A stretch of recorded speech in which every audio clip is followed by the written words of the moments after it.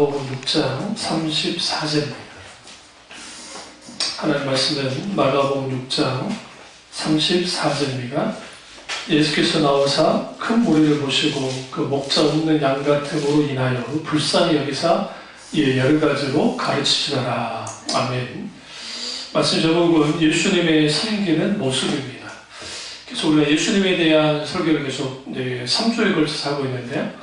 그 예수님의 섬기는 모습이 어떤 모습이었는가, 오늘 크게 세 가지 관점에서 볼 겁니다. 하나는 공감하는 마음, 다른 하나는 연민하는 마음, 그 다음에 세 번째는 눈물과 피를 증정하는 마음, 그것을 다루도록 하겠습니다.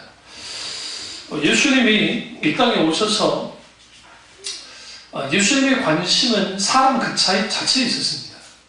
그러니까 잘난 사람, 못난 사람, 부자, 가난한 사람, 병든 사람, 건강한 사람 상관없이 예수님의 관심은 사람 그 자체에 있었습니다. 그리고 그들을 위해서 예수님이 이 땅에 오셨습니다. 왜 예수님이 이 땅에 오셔서 그분의 섬김의 모습을 보여주셨느냐? 그 이유는 마땅히 예수님을 믿는 그리스도인들이 예수님처럼 이렇게 섬기는 자가 되기를 주님이 원하셨던 겁니다. 첫 번째, 우리는 공감의 마음을 예수님께로부터 배울 필요가 있습니다. 바리새인과 서기관들을 향해서 예수님이 의와 인과 신을 버렸다라고 주님 말씀하십니다. 의는 하나님의 정의를 말합니다. 공의.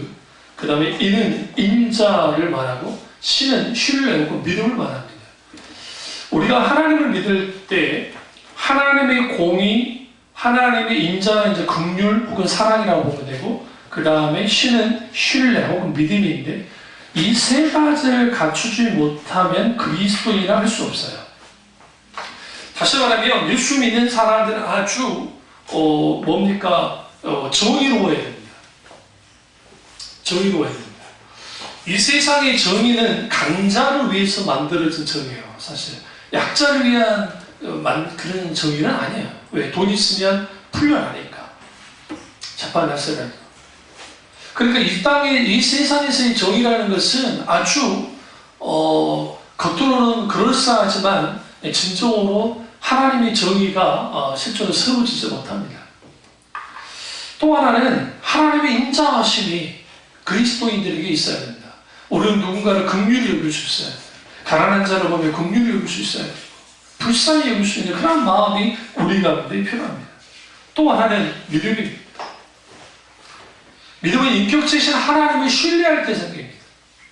이 땅에 수많은 교회가 있어요. 그리고 주일날에 이렇게 모여서 예배를 드립니다. 예배 드릴 때 무엇을 위해서 와서 예배를 드리죠? 어떻게 예배 드리나요? 믿음으로 아벨이 하나님께 제사를 드렸다라는 표현을 히브리서 기자가 히브리서 11장에 말하고 있습니다. 우리가 예배 드리면서 가장 중요한 게 뭐냐면 믿음이에요. 믿음 없으면 예배를 못 드려요. 그러니까 오늘날의 사람들이 어떤 착각을 하냐면, 지금 이제 스마트폰으로 제가 글을 또 쓰고 있는데, 그게 뭐냐면, 이제 기독신앙의 세속화와 관련돼서 가인을 중심으로 글을 조금 쓰고 있습니다. 그리고 계속 써나갈 텐데, 그래서 제가 뭘 쭉 썼냐면, 가인의 제사를 보자. 가인의 제사는 어땠는가? 그가 아벨을 죽인 것은 종교적인 질투로 죽였어요. 다른 거 아니에요. 하나님 내 예배 안 받아줬어. 그래서 죽인 거예요. 근데 여기서 놀라운 게 뭐냐면, 하나님이 내 예배를 안 받아줬어. 내 제사를 안 받았어. 이룰 수 있어? 가인을 죽인 행동은 가인을 죽인 거지만 누구를 향한 거예요? 하나님을 향한 거예요. 하나님. 오늘날 너무나 많은 크리스찬들이, 교인들이 주일날 예배를 드리면서 내가 예배를 드릴 때 내 예배가 자동적으로 하나님 앞에 받아질 거라 생각해요. 하나님이 우리 예배를 받지 않을 거라는 생각조차 하지 않아요. 얼마나 믿음이 좋은지. 믿음 없는 예배는 필연적으로 자기가 원하는 것을 가지고 예배 드리기를 원해요.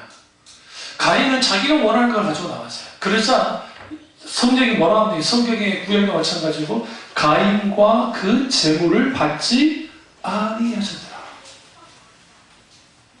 예배에서 가장 중요한 우리의 삶이에요. 나 자신이에요. 내가 하나님 앞에 나왔어요? 내가 죄진 상태에서 나왔어요? 내가 영적으로 정말 한 주간의 삶을 거룩하게 살고 나왔어요, 얘들은? 그리고 내가 기타는 등 삶 속에 그렇게 나왔다 할지라도 내가 하나님 앞에 나와서 예배 드릴 수 있는 것은 우리가 잘나서가 아니고 주님의 은혜 가운데 나오는 거예요. 뭐만 바라보고 주님의 긍휼만을 바라보고 은혜만을 바라보고 주님의 긍휼을 베풀어 주세요. 하나님 은혜 없이 살 수 없습니다. 그럼 그말을 바라고 나오는 거예요. 근데 문제는 오늘날 예배라는 것이 예배 순서를 따라가면서 예배를 드리면 그 예배가 드려진 거라 생각하는 거예요. 오늘날 이게 신앙의 종교와의 전형적인 특징. 이번에 이제 제가 이번 컨퍼런스 때도 다루겠지만 컨퍼런스 전에 사전 작업으로 제가 이제 이거를 좀 다뤄 나가도록 하겠습니다. 그럼 믿음은 왜 중요하냐? 믿음 없이는 하나님을 만날 수도, 하나님을 믿어서 구원받을 수도, 하나님과 나와의 관계가 설정되지 않기 때문에 우리에게 믿음이 너무나 중요합니다. 그러면 예수님 우리에게 공감하셨는데 이걸 confession이라고 해요. confession이라는 단어는 긍휼이라는 뜻이에요, 사실. 근데 그걸 공감이라는 표현을 썼어요. 이번에 그 뭘 하냐면 예수님께서 기적을 일으키실 때, 놀라운 역사를 하실 때는 거기는 꼭 confession, 긍휼의 마음이 있으셨어요. 마가복음 6장 34절에 무리가 목자 없는 양같이 인하여 불쌍히 여기사 이에 여러 가지로 가르치시더라. 뭐 하셨다고요? 가르치셨다고요. 뭘 가르쳤어요? 말씀을요. 오병이어의 기적에 있어서 오병이어의 기적에 빵과 그다음 물고기가 늘어난 것에만 집중하면 안 돼요. 거기는 생명의 말씀이 그들에게 주어졌다는 거죠. 그리고 그들을 가르치셨어요. 마태복음 14장 14절 전반절을 보면 예수께서 나오사 큰 물을 보시고 불쌍히 여기사. 주님이 불쌍히 여기셨어요. 여기는 우리가 뭘 배워야 되냐면 예수님은 어떤 사람을 볼 때 그 사람이 바리새인이라 할지라도 그 사람이 원수라 할지라도 주님은 불쌍히 여기셨어요. 아주. 그러니까 하나님의 관심은 우리의 업적, 우리가 갖고 있는 능력, 우리가 갖고 있는 달란트, 우리가 갖고 있는 재능, 우리가 갖고 있는 가지고 있는 소유들, 하나님은 관심이 전혀 없어요. 하나님의 관심은 그 사람 자체에 있어요. 똑같이 우리의 관심도 하나님 그분 자체에 있어요. 근데 우리는 하나님 앞에 예배로 나올 때에 많은 은혜 받을 수 있는 장치들을 많이 만들어 놓고 그리고 난 다음에 거기에서 사람들이 그 분위기 속에서 예배 드리도록 합니다. 여러분 우리 교회는 찬양대도 없지만 이런 것들을 소위 말하는 그 분위기 띄우는 것들을 하지 않잖아요. 오히려 냉랭할 수 있어요. 성령 역사하지 않으시고. 그러니까 성령이 역사하셔야 될 자리들을 다른 인간적인 장치들이 다 대체해요. 그러면서 거기서 뭘 하냐면 종교적 소비를 하도록 만들어요. 이게 종교 소비주의예요. 이 부분은 뭘 말씀드리려고 하냐면 오늘 예배가 좋았어. 목사님 설교 좋았어. 응? 내가 오늘 회개 엄청나게 했네. 그러지 않고 오늘 목사님 설교 좋았어? 오늘 예배 오늘 좋네. 오늘따라 너무 좋아. 기분이 좋아. 사람들이 평가하죠. 목사님들이 기대하는 게 뭐냐면 목사님 오늘 은혜 받았습니다. 그러면 이제 목사님 은혜를 받아요. 기분이 좋아서 예배 끝나고요. 그런데 수고하셨습니다 하면 오늘 종 쳤구만. 에이씨 오늘 죽을 썼구만. 나한테 수고했다고 말한 거 보니까. 그런데 사람들의 평가에 설교하는 목사님들이 마음이 많이 왔다 갔다 해요. 근데 여러분 우리가 알아야 될 게 뭐냐면 말씀을 전하는 사람이나 말씀 듣는 사람이랑 동일하게 조건이 있는데 그게 뭐냐면 말씀을 설교를 하는 목사는 하나님이 하고자 하는 말씀을 설교하는 거예요. 회중에게. 그리고 그 말씀은 나를 향한 말씀이 되어져야 돼요. 그리고 동시적으로 그 말씀을 듣는 사람은 나를 향한 말씀이 되어져야 돼요. 그래서 우리가 설교를 들을 때 내 마음과 쫙쫙 맞는 설교 말씀이 들을 때 아멘 그냥 저절로 되죠. 안 그래요? 아멘! 그럼 누구나 아멘이 돼요. 그런데 그 설교 말씀이 진리이고 맞는데 그 말씀이 내 생각과 달라요. 근데 그게 아멘이 되던가요? 잘 안 되죠.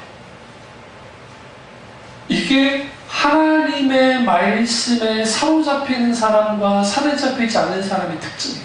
차이예요. 그래서 성경에서 느헤미야라고 하고 많은 하나님의 아멘 할자다, 아멘 할자다, 아멘 할자다 했던 이유가 뭐냐면 백성들이 하나님의 말씀 받아들이지 않으니까 너희는 이런 속에서 아멘 해야 된다는 거예요. 여러분이 영원히 살아가고 싶습니까? 말씀의 풍요로움을 읽고 싶습니까? 여러분의 마음과 다르게 여러분의 생각과 다른 하나님의 말씀이 이게 분별했을 때 그게 진리라고 한다면 그 진리의 말씀이 나에게 부딪혀졌을 때 그 말씀이 나를 어떻게 해야 돼요? 내 생각을 바꾸고 내 가치관을 바꾸고 내 태도를 바꿔버려야 돼요. 그게 말씀에 사로잡히는 거예요. 그게 성경에서 말하는 말씀의 능력이에요. 그런데 오늘날에 너무나 많은 교인들이 내 마음과 내 생각과 내 감정과 짝짝 맞으면 아멘! 분강사들 기도만 해도 아멘! 한단 말이에요. 그런데 정작 진리의 말씀이 선포되어질 때 그 말씀이 내 생각과 다르고 내게 뭔가 끓김이 되어지고 내게 뭔가 부담이 되어질 때 너무나 많은 사람들이 하나님의 말씀을 거부해요. 아멘 하지 않아요. 그러니까 안 자라나는 거예요. 영적으로 자라나지 않아요. 내가 듣고자 하는 것만 듣기 시작하니까. 그러니까 오늘날에 너무나 많은 강단에서 사람들이 다 들을 만한 설교만 해주는 거예요. 예전 토조 목사님이 말했습니다. 강단의 설교 가운데 부딪히는 게 없으면 성경에서 말씀을 뭐라도 불방망이 갖다 했거든요. 불방망이 갖다가 무슨 말이냐면 불방망이가 내리치는 것 같은 게 하나님의 말씀이라고 그랬다고. 그런데 그러한 어떤 내리치는 듯한 그러한 하나님의 말씀이 없다고 한다면 그 설교는 가짜라는 거예요. 물론 설교 말씀 속에는 위로의 설교도 있고 아주 신나는 설교도 있고 있어요. 그 불안하지 않아요. 그런데도 불구하고 하나님의 말씀은 내 심령을 찢어놔야 돼요. 그걸 기대하고 있습니까? 아니요. 오늘 내 귀를 좀 즐겁게 해주고 뭔가 그럴싸하게 해주는 것들만 원해요.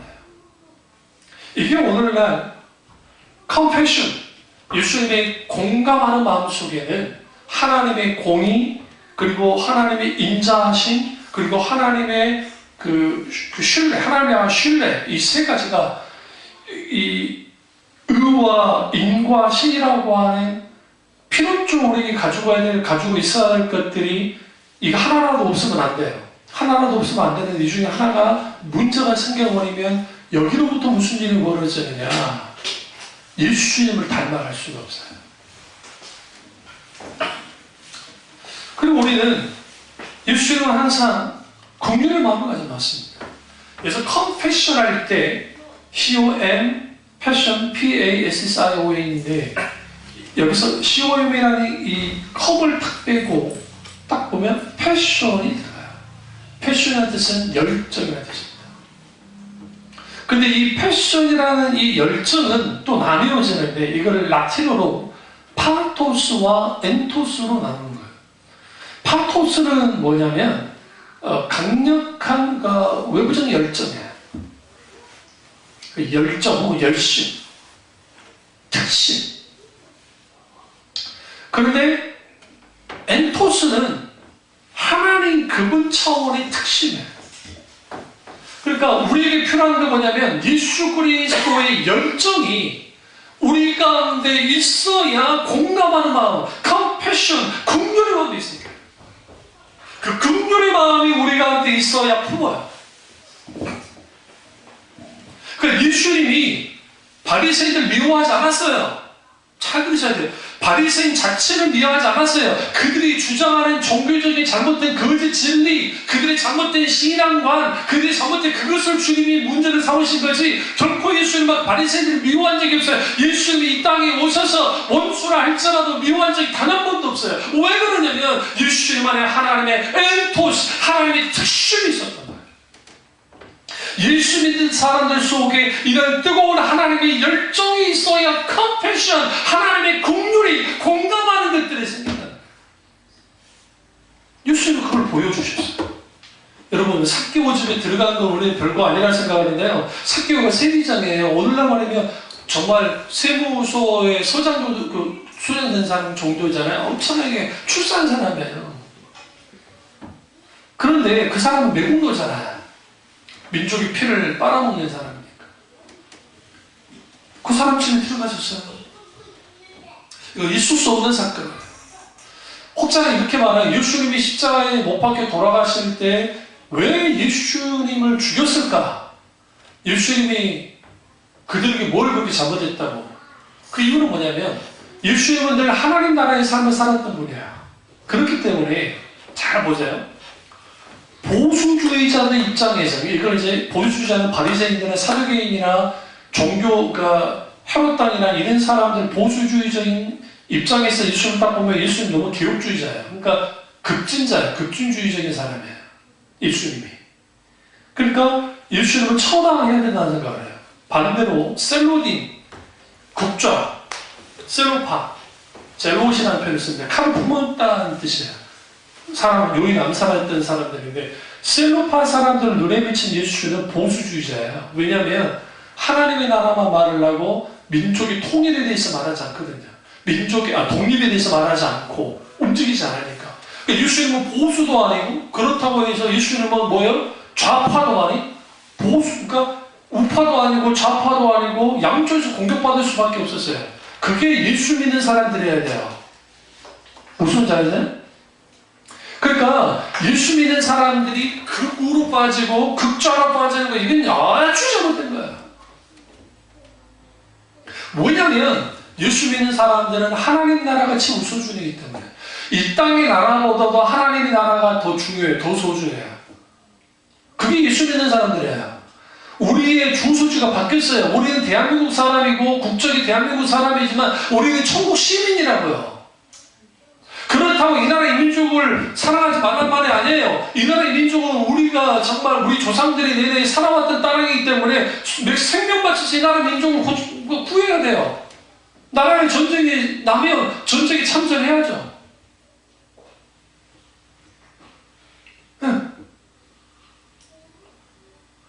저도 그런 생각한 적이 있죠. 우리나라 전쟁이 나면 종군 목사로 나설까? 받아주지 않겠지만, 이제 나이 들었다 안 받아주겠지만, 종군 목사로만 나서볼까?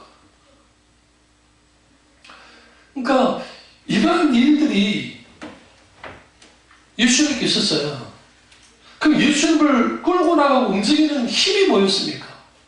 하나님 나라의 소망이에요. 요즘 트렌드가 오늘을 잘 살자라고 하잖아요. 이게 이제 그 웰빙, 뭐 힐링, 그리고 욜로 다 이게 오늘을 잘 살자는 거예요. 오늘 우리가 미래를 위해서 내일을 위해서 돈 모으고 막 열심히 일해가지고 노년을 위해서 돈을 해봤자 그때 아파버리면 병원만 좋은 일 시킨다 했잖아요. 종합병원만 병원을 시키니까 지금 즐기면서 살자. 그게 오늘날 시대의 트렌드가 됐어요. 그렇게 살면 여러분 행복할까요? 놀라운 게 뭐냐면 우리는 그 예로 프로그램 중에 카라코치 나이언스 PD가 스페인에 있는 그 유식당 2에 나오는 그런 것을 사면 여러분 아주 행복할 것 같죠? 응? 행복할 것 같잖아요. 왜냐면 정말 큰 막 이런 치열한 것도 없이 여러분 멀리 갈 것도 없어요. 우리나라 섬이 4,440개 있어요. 그 중에 하나 골라서 들어가도 똑같은 느낌이에요.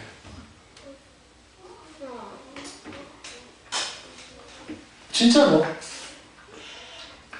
겉에 보여주는 게 그런 거지, 설사 그렇다 할지라도 인간은, 인생은 그런 환경과 여건이 우리에게 이렇게 막 평화를 갖다 주고 행복을 갖다 주고 어느 정도는 되는데 근본적인 문제가 남아요. 뭐가 문제가 나냐면 나는 누구이고 나는 어떻게 살며 내가 무엇을 살아야 되고 내가 결국 내 마지막은 무엇인가 라는 질문 속에 딱 가게 되어지면 딱 막혀요. 다 막히게 돼 있어요. 막혀요. 스웨덴이 가장 전 세계에서 복제가 잘 된 나라입니다. 거기는 암이 걸려도 국가가 다 책임져 주기 때문에 파산할 일이 전혀 없어요. 심지어는 뭐까지 나오냐면 내가 병원에 들어가서 뭐 치료하잖아요. 만약에 치료하면은 그 사람들 생활비가 국가에서 다 나와요. 치료비뿐만 아니라 생활비까지 다 나와요. 그러니까 그 사람들은 물론 세금을 한 80%막 떼니까 그럴 수도 있지만 그런데 그렇게 사는데 자살률이 아주 높습니다. 왜 그런 일들이 벌어질까요? 왜? 공허한 거예요. 우리가 인생을 살면서 어떤 사람은 막 성공하면서 뭘 누리면서 살아요? 이재용 씨가 어쨌든 구치소에 들어갔다 나왔잖아요. 구치소 들어갔다 나온 인생이 얼마나 많겠어요. 저는 5천만 인구 중에 근데 그 재벌이나 이유 때문에 나쁜 짓 해가지고 저렇게 들어갔다 나오고 그 다음에 지금 대통령들 차라리 그냥 대통령이 안 되시는 게 낫지. 안 되시고 그냥 편안하게 살았으면 좋았을 텐데 그랬으면 누구 눈치 보지 않고 떵떵거리며 살았을 텐데 그렇게 되잖아요. 우리는 인생을 볼 때에 한 부분, 자기의 전성기, 자기의 어떤 그 시기만 보는데 하나님은 우리 인생 전체를 보고 우리를 움직여요. 그래서 하나님은 우리에게 딱 찾아오실 때 너 무슨 죄를 졌니? 야단치는 엄마가 아니에요. 너 지금 이 땅을 할 거야. 그러지 않으세요. 탕자의 아버지처럼 너 왔냐? 너 와서 너무 좋다. 네가 지금 이 자리에 있는 것 자체가 좋다는 거예요. 그게 컴패션이에요. 하나님의 긍휼이에요.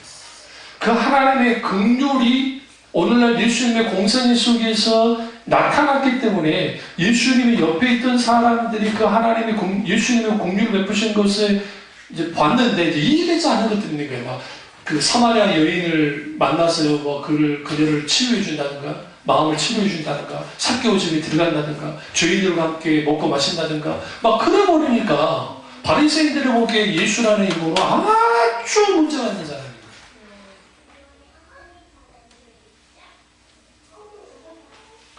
그래서 우리는 예수님의 공감한 마음을 우리는 배워야 되고, 두 번째는 연민의 마음입니다.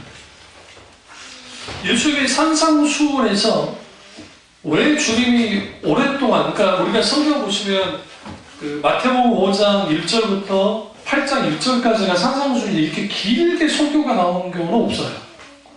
근데 그 긴 설교가 한 곳에 집중되어 있다는 것은 뭐냐면 이게 아주 중요하기 때문이었습니다.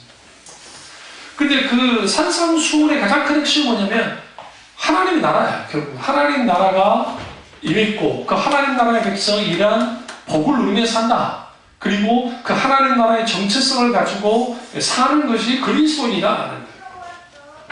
그러면 우리는 살아갈 때에 세상 방식으로 살 것인가 아니면 하나님 나라의 방식으로 살 것인가, 이게 아주 중요한 거예요. 세상 사람들은 돈의 논리, 이해관계로 살아갑니다. 그러니까 거기에는 이해관계, 내게 이익이 되면 숨기고 내게 해가 될까 싶으면 뱉어버리는 게 세상 방식이에요. 그런데 예수님은 항상 그 산상수훈에서도 누군가 네 겉옷을 달라면 속옷까지 줘버려라, 오리를 가지면 심리까지 가라고 하면서 너희는 손해보는 삶을 살아야 된다. 그게 그리스도인이고 그것이 나를 따르는 사람이다. 이게 안 맞는 거예요. 세상 논리와 세상 방식과 세상이 요구하는 것과 다르게 사는 게 그리스도인이에요. 예수님이라면 어떻게 하셨을까라는 책이 이제 소설책인데, 이 소설책이 그 미국에서 있었던 그 목사님이 썼던 글인데 이게 아주 세계적인 베스트셀러 같은 책입니다. 그게 그 책을 쭉 읽어보면 소설이에요. 소설 내용인데 소설 내용을 쭉 읽다 보면 이제는 내가 예수님이라면 어떻게 할까라는 생각을 가지고 1년 동안 살기로 교인들이 작정을 해요. 어떤 다른 스토리가 있는데 그걸 시간이 없으니까 말하기 힘들고. 그리고 인쇄 이제 그 지역 신문을 하는 그 사장이 결단을 합니다. 그리고 난 다음에 신문에서 이제 오락거리 같은 그런 신문을 기재를 안 하는 거예요.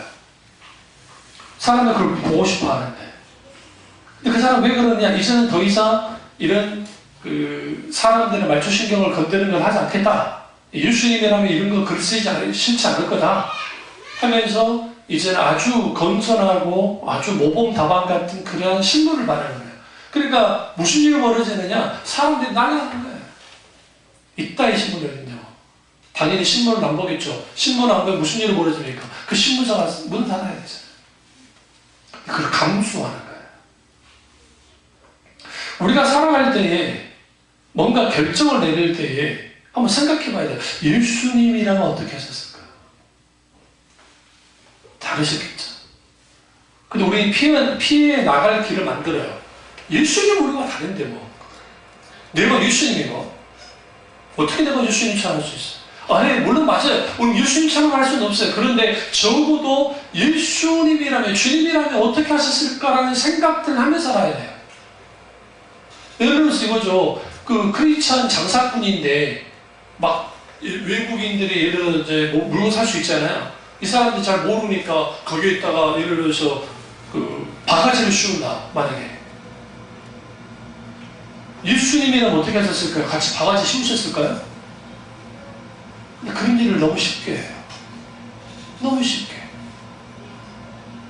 그 인천공항 그 리무진 택시 아까 다 그러지 않겠지만 세상에 그 인천공항에서 서울 명동까지 오는데 뭐 50몇만 원?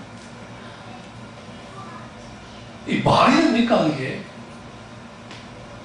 만약에 그 사람이 예수님 믿는 사람이라고 말하면 교회를 다니는 사람이면 이 사람은 크리스찬이 아니에요. 정말 크리스찬이 아니에요. 예수 믿는 사람은 딱 생각해야 돼요. 저도 마찬가지고. 예수님이라면 어떻게 하셨을까? 우리 물건 사다가 돈을 좀 더 받을 때 있잖아요. 그거 가지고 그냥 가서 살 수는 있어요. 네? 몇백 원, 몇천 원. 그거 띠먹고 내 양심을 파는 거? 아, 땡잡았네! 그러면 안 돼요. 만약에 여러분이 자녀들이 옆에 있는데, 뭐 계속, 이거, 야, 땡잡았다. 야, 1,000만 원, 1,000얼마 원 그냥 남겨줬네? 실수니까 그냥 가져버리잖아요. 그래버리면, 그건 별거 아니잖아요, 솔직히. 내가 뭐 사기친 것도 아니고 그 사람 실수해서 그런 거예요. 제일 기분 나쁠 때 언제인지 아세요? 저도 뭐 몇 번 그런 거 있을 때 해주잖아요. 그럼 계산하면 고맙잖아 말 안 하는 거예요. 굉장히 확 상한 그냥 가버릴 거예요. 그럴 때 있어요. 그 잘못 계산하면 자기가 물어야 거 아니에요. 그러니까 우리는 아무리 사소한 걸 할지라도 예수님이랑 어떻게 하실까? 자녀를 양육할 때도 예수님을 하면 어떻게 양육하셨을까? 내 직장, 내 사업, 내 일, 내 뭐 살아가는 것, 내 인생의 어떤 것들 이런 구체적인 하나하나까지 예수님이라면 어떻게 했을까라는 것들을 생각해요. 예수님은요 영민으로 우리를 섬기실 때에 섬김의 기준은 그 사람이었어요. 여러분 혹시라도 누군가를 도울 일이 있을 때에 조심해야 될 게 뭐냐면 도움을 줄 사람에게 내가 맞추는 거예요. 섬김도 마찬가지예요. 섬길 때 이 사람에게 맞추는 거예요. 무슨 말이죠? 내 기준에 맞추는 게 아니에요.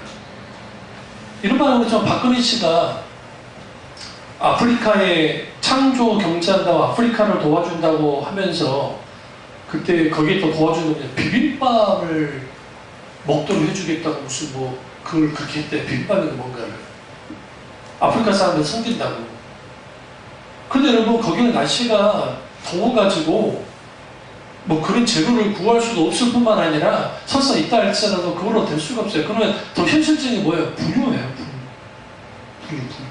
애들 먹는 분유 있죠? 아니면 완전히 여러 작곡이나 우유나 다 섞어가지고 이걸 그 가루화시킨 거 그런 것들로 아프리카 사람들을 도와주면 그 사람들은 생명을 살릴 수 있어요. 그럼 왜 그런지 아세요? 한국을 홍보하겠다는 이유로 뭐 그 비빔밥, 뭐 한국 대표적인 음식이잖아요. 그러니까 그런 것들로 하겠다. 그 섬김의 기준이 내가 되면 내 위치, 내 생각, 내 거기에 위치가 딱 되어지면 무슨 일이 벌어지느냐 그렇게밖에 안 해요. 그러니까 이게 무슨 일을 한 거예요. 아주. 반대편은 뭐냐면 우리 선교사님들 중에 아주 귀한 분들이 아프리카나 동남아시아, 동남아에 있는 오지에 있는 사람들이 물 때문에, 더러운 물 때문에 병을 많이 걸리는 거예요. 그래서 목사님들이 그러니까 선교사님 무슨 생각이냐면, 그러면 이 나라가 비가 없는 나라가 아니니까 지하수를 파자. 우물 파기 운동을 하고, 그래서 우물을 판 거예요. 근데 여기에서도 문제가 됐던 게 뭐냐면, 돈의 논리를 가지고 우물의 깊이를 한 15m 정도 파서 들어가 보라는 거예요. 근데 사실은 더 파고 들어가야 돼요. 30에서 50m 이상. 그 이유는 뭐냐면 15m나 이 정도 되면 외부에서 물이 오염될 수가 있어요.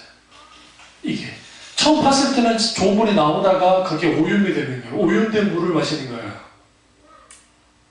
무슨 말인지 아시죠? 그러니까 어떤 분들이 그런 일들을 하셨다는 건데 소리사 보고서 들었는데 어떤 기업에서 와가지고 자기들 성과 막 이렇게 한 걸 보여주고 싶어가지고 그냥 잡다니 막 판 거야. 파가지고 그렇게만 해갖고 그냥 좋은 일 했다. 근데 막상 보니까 사람들이 현지인들이 욕을 하는 거예요. 욕을 하는 거예요. 그때 그 못 알아봤자고. 알고 보니까 더 깊이 파야 되는데 자기들 그거 하는 거 성과 좀 보여줘야 되는 거예요. 섬김이라는 것은 그들의 입장에서 섬겨야 되는데 자기들 입장에서 섬기는 게 동의를 뭐든. 그러니까 선교사님들 중에 의식 있는 분들이 이러면 안 되겠다 해서 깊이 파워요. 깊이 파워요. 그러니까 그 물들은 오랫동안 쓸 수 있어요. 그리고 어떻게 청소를 해야 되는 것까지 다 알려주고 하는 거예요. 그러니까 예수님의 연민은 단순히 불쌍하다가 아니라 그 사람의 아픔에 동참하는 거예요. 아파하는 거예요. 아파하는 거예요. 그러니까 그것이 예수님이 우리에게 섬겼던 것을 보여주는 거예요. 우리는 냉랭한 사람들이 되면 안 돼요. 이 근방에 어느 교회에 장로님이라는 분이 있는데 큰 유치원을 해요. 근데 그 집 앞에다가 차를 잠깐만 대도 견인을 시켜버린대요. 견인시켜버린대요. 그러니까 동네 사람들이 욕을 하는데 뭐라고 욕을 하느냐? 교회 다니는 것이 전책거리는 거예요. 그럼 여러분 같은 교회 다니겠어요? 제가 예전에 옥천 연립 살 때 그 앞에다가 차를 다니는데 어떤 그 택배 차량이, 택배인가 무슨 차량인데 이거 이틀인가 그 앞에다가 두고 그 사람 잘 나가지 못하게. 내가 그걸 견인을 시키려다가 그 견인을 시켜도 되는 상황이에요. 왜냐하면 정말 이거는 전화예요. 전화도 안 받고 꾹 참았어요. 그리고 써놨어요. 이렇게 되시면 안 됩니다. 좋은 오죠. 그 대신 또 이러시면 견인 조치하겠습니다. 라고 써놨고 그 다음부터 안 하네요. 그러니까 그게 별거 아닌데 자기 이익 앞에서는 자기 어떤 자기가 생각하는 그러니까 자기 그 이익과 논리, 자기가 원하는 거 그런 거 앞에서는 예수님이가 뭐가 없는 거야. 이게 아주 심한, 이게 아주 문제가 나요. 그래서 우리는 누군가를 불쌍히 여길 때 그 사람의 입장에 서서 그 사람을 위해서 도와줘야 돼요. 얼굴로 섬김을 해야죠. 그리고 예수님은 종종 뭘 하셨어요? 눈물을 흘리셨죠. 눈물을 많이 흘리셨다. 왜 예수님은 눈물을 흘리셨을까? 사람들의 아픔을 너무나 잘 아세요. 여러분 감기 몸살 걸려도 나만 아픈 것 같잖아요. 안 그래요? 저도 메니에르 이 병은 나만 아픈 것 같아요. 베이로 씨 같은 경우는 20년 동안 20년 이상을 메니에르 병 때문에 죽을 것 같이 살고 있어요. 사람마다 증상이 다른데 이 병 자체가 사람을 아주 무력하게 만듭니다. 어지럽고. 그러니까 때로는 나 혼자 아픈 것 같아요. 겉보기는 멀쩡한데. 그런 마음이 들 때 사람 마음이 푹 쳐집니다. 예수님은 그 마음을 너무 잘 알아요.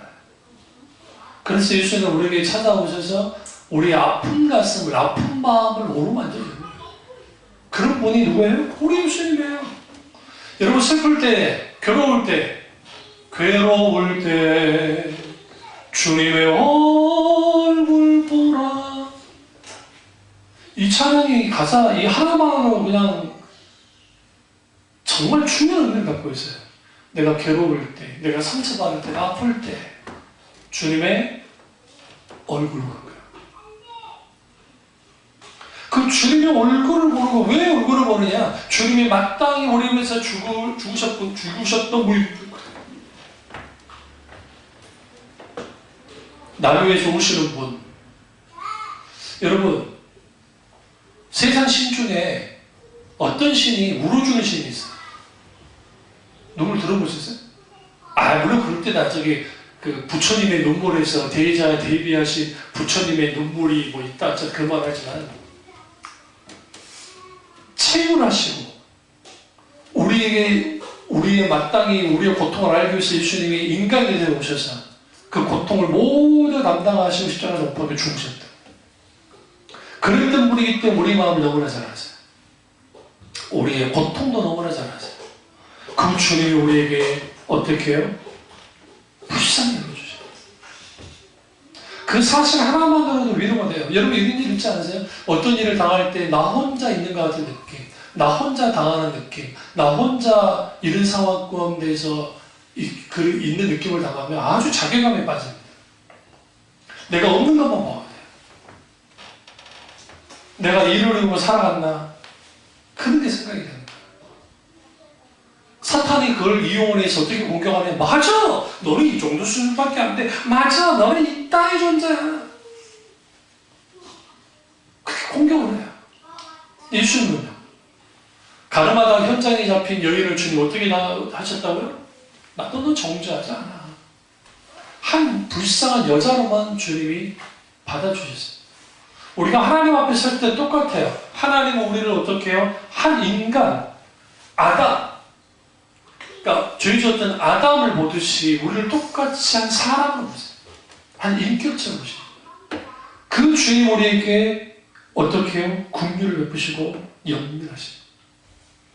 그걸로 끝나지 않습니다. 그건 뭐냐면 세 번째는 뭐냐면 생명을 주시는 그 섬김을 하셨어요. 마가복음 10장 45절에 인자에 온 것은 섬김을 받으려 함이 아니라 오히려 섬기려 하고 자기 목숨을 많은 사람의 대속물로 주기 위함이니라 라고 말씀하십니다. 근데 여러분 여기서 헬라어 원전에는 그 앞에 왜냐하면이라는 단어가 있어요. 접속사가 있단 말이에요. 그리고 마태복음에는 이와 같이 이와 같이라고 되어 있어요. 그 뭘 말하냐면 그 앞에 있는 말씀을 이제 보면 되는데 거기 예수님이 이 땅에 오신 이유가 뭐냐? 그리고 그 앞에 막 말씀 나오고 그 다음에 왜냐하면 예수님은 그분 인간을 섬기기 위해서 왔다. 어떻게? 피 흘리니까 자기를 죽여서 대속물로 줘서 피 흘리니까 섬기기 위해서 오셨다라고 말합니다. 우리가 성경을 읽으시면서 예수님을 한번, 그러니까 여러분 혹시 성경 읽을 때 이렇게 한번 읽어보세요.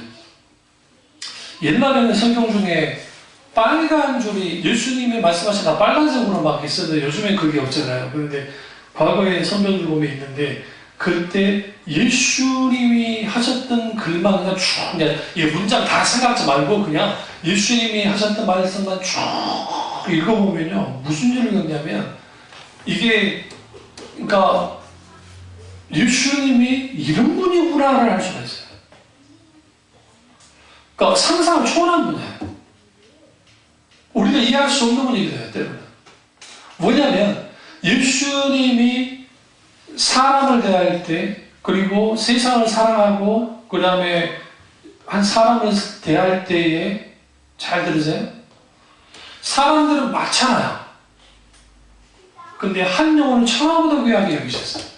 소자 하나 할지라도, 애를 하나 할지라도 우리 그렇게 가르쳐두지 않잖아요.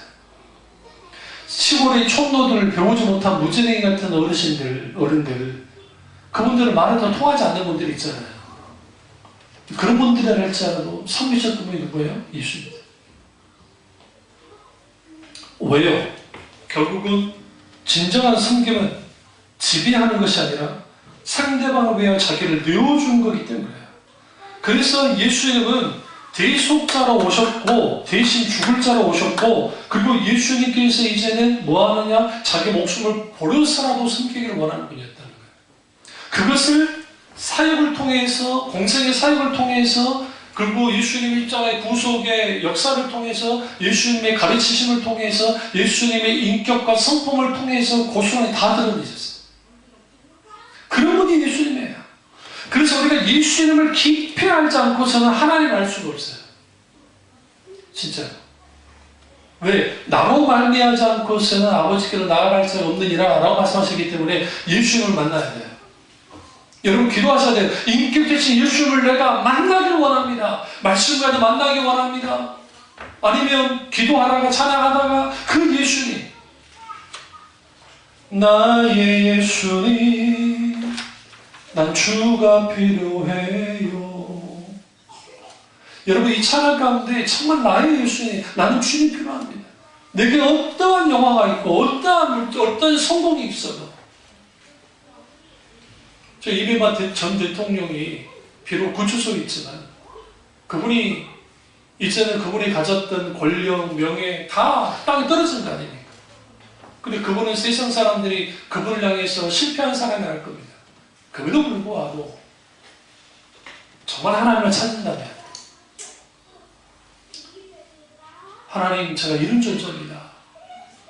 정말 하나님을 찾는다면 하나님의 있는 모습 그대로 받아주세요. 우리에게 이렇게 평가할 겁니다. 네 업적으로 나 평가하지 않아요. 나는 유일한 평가 기준이 있는 게 그것은 뭐냐? 너를 위해 십자가에 죽었던 나의 아들 예수 그리스도, 그분의 생명, 그의 생명, 그의 십자가의 공로, 그걸로 난 너를 평가할 거야.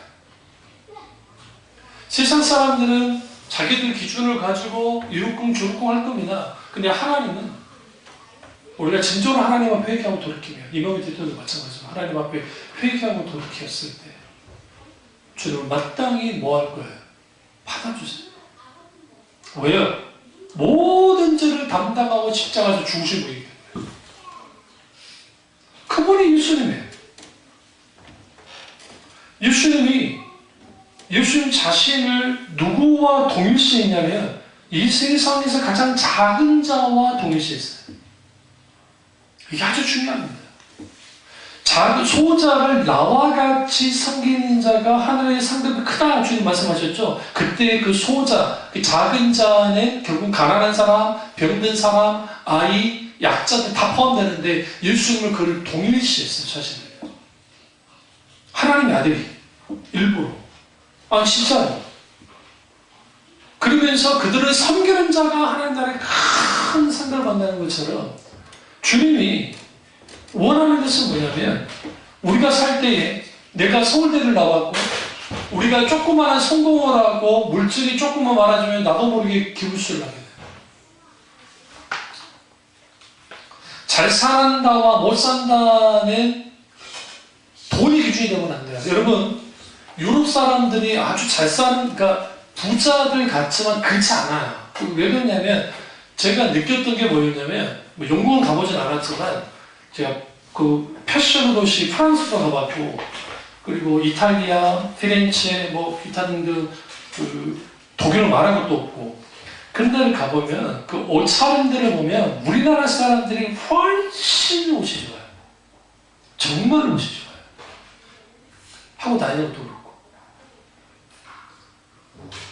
근데 유럽 사람들이 미국 사람들은 졸부라고 생각해. 졸부. 뭔 말 알죠?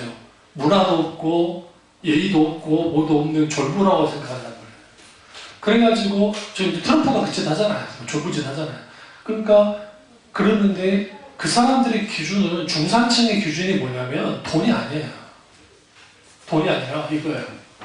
내가 뉴스페이퍼, 신문을 읽고 그 다음에 그 뉴스를 이제 볼 거잖아요. 그러면 내가 사회에 아니라는 건 아니라고 그렇고 옳은 건 옳은 거라고 내가 말할 수 있는 그런 사람이 중산층인 거예요. 돈이 기준이 아니에요. 우리나라의 중산층은 뭐예요? 서울의 아파트 35평짜리 적어도 7, 8억 이상 갖고 있고 현금으로 적어도 2, 3억 갖고 있어야 그것도 중산층, 그것도 월급이 적어도 뭐 700에서 800 이상이 돼야 1000만 원 가까이 돼야 중산층인데 그런 기준이 전혀 없어요. 거기는. 그게 기독교잖아요. 기독교 정신에서. 기독교 정신에서. 그래서 우리에게 필요한 게 뭐냐면 내가 뭔가 남보다 좀 잘났고 뭔가 좀 더 가지게 됐고 내가 뭔가 좀 더 성공을 했고 내가 뭔가 할수록도 겸손해져야 되는데 이게 겸손해지지 않는 거예요. 왜 겸손해지지 않느냐? 기본적으로 인간의 본성에는 높아지려고 하는 마음이 있어요. 진짜. 핀란드는 그러니까 고등학교 진학률이 64%가 안 된대요. 고등학교 안 가버린대요. 그냥 직업학교를 가버린대요. 거기 묻지는 않는데요. 너 어느 대학 나가나 묻지도 않는데. 너 뭐 무슨 학교 나가나 그냥 자기들 하는 일을 합니다. 독일도 마찬가지예요. 독일도 고등학교까지 졸업하고 난 다음에 굳이 대학 안 가요. 왜? 임금 차이가 거의 없기 때문에.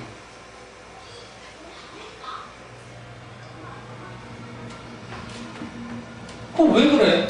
그게 다 기독교 정신 안에서 나온 거예요. 유럽 같은 경우는 월세를 살잖아요. 월세 계약을 하죠. 계약을 딱 하면 계약한 다음에 월세를 주인이 그 사람, 그러니까 지금 그 입주자가 나간다고 하는 말을 하기 전까지는 못 올려요. 그러니까 처음 계약했던 돈을 아무리 물가가 오르고 해도 그 돈만 내고 사는 거예요. 그러니까 30년, 40년 살아요. 월세 내면서. 집 가서 필요가 없어요. 그 사람들은. 그게 어디부터 왔느냐? 기독교 정신에서 나온 거예요. 우리나라는 뭐 2년도 안 돼서 올리고 그짓 하잖아. 뭘 따라가잖아요? 물질 논리를 따라가려고 하는 것들을 배격해요. 그게 기독교예요, 사실. 근데 기독교가 천박한 자본주의와 연결이 되면서 그게 본용주의 그리고 잘못된 어떤 실용주의가 딱 이게 호람이 되어지니까 예수님 시대의 기독교와 마틴토의 중교교육했던 기독교와 지금의 기독교가 완전 다른 거예요. 이번 컨퍼런스 여러분 이제 설교를 들으시면 그게 얼마나 다른지를 알 수 있을 텐데, 그리고 이제 우리 동영상 교회 홈페이지 동영상에 이제 그 컨퍼런스가 올라갈 거니까 한번 쭉 들어보시면 거기에 완전 달라요. 충격적입니다. 왜 그렇게 되어버렸는가? 그 이유는 뭐냐면 예수님의 섬김을 포기했어요. 더 이상 섬기지 않아요. 뭐 하려고 해요? 군림하려고 해요. 그러다 보니까 무슨 일이 벌어지냐면 예수님의 섬김이 없잖아요. 예수 믿는 사람에게서 섬김이 딱 빠져버리면 이 디아코니아가 봉사인데 헬라어로 봉사하다와 섬기다라는 그 동의적으로 보는데 하나님 앞에 예배드리는 것도 봉사야. 서비스한다. 하나님 앞에 디아코니아한다. 하나님을 섬긴다 하는 때 그때도 예배가 그게 동의가 있어요. 그러니까 우리가 세상을 섬긴다 할 때에는 세상을 따라한다는 게 아니라 우리가 예수님이 섬기듯이 섬겨야 돼. 섬겨야 돼. 그 섬김이 우리 가운데 분명하게 있어야 그 사람이 진짜 예수님이다. 이게 안 되어지면 그리스도의 성품을 본받을 수가 없습니다. 이걸 아시고 예수님의 섬김의 모범을 따라가는 저와 여러분 되시기를 주님으로 축원합니다. 기도하겠습니다. 기도하실 때 주님